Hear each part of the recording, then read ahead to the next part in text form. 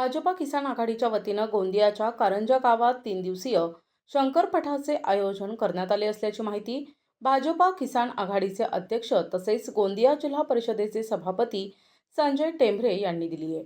संधीकडे हाय आपल्या नावाचा गाजवाजा, शर्यतीचा चाळ घेऊ माझ्या थमण्या मंदी भिनला. हो, काय सांगाल? भारतीय जनता पार्टी किसान आघाडीच्या वतीने गोंदिया जिल्ह्यामध्ये आपण या ठिकाणी शंकरपट मागच्या अनेक वर्षापासून घेता. काय सांगाल कधी कधी यावर्षी हा आयोजन करण्यात आलाय?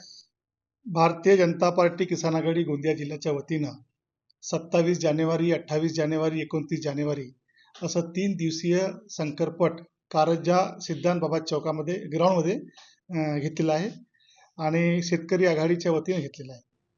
महाराष्ट्रामध्ये हा कार्यक्रम फक्त आपण घेत आहे, मागचं काय कारण आहे?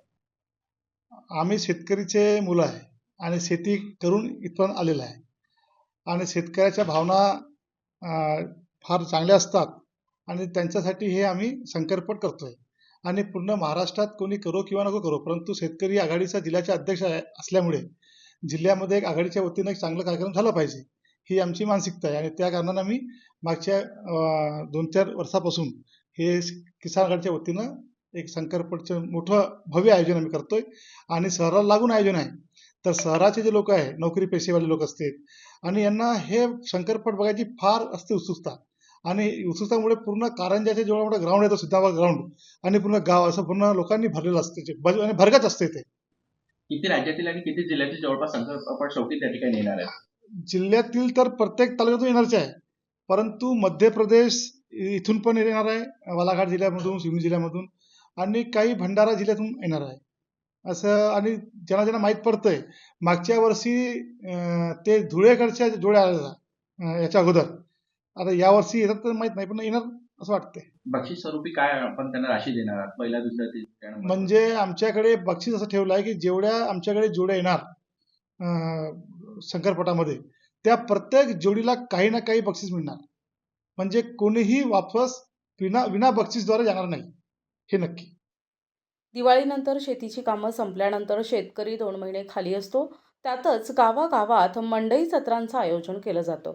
या काळात गावात मंडई किंवा शंकरपट पाहण्याचा निमित्तानं गावामध्ये आलेले पाहुणे मुला-मुलींच्या लग्नांची स्थळं शोधतात. त्यामुळे दिवाळीनंतर गावागावात मंडई आणि शंकरपाठांचे आयोजन केले जाते.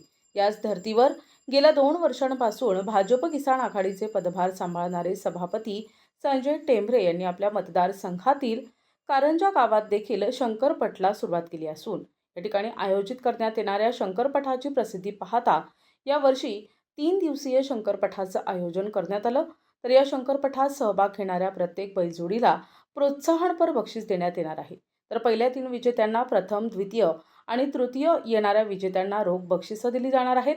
त्यामुळे तुम्ही देखील एकदा या शंकरपठाचा आनंद नक्की घ्या. प्रतिनिधी राधाकिसन सुटे, NTV न्यूज मराठी, गोंदिया.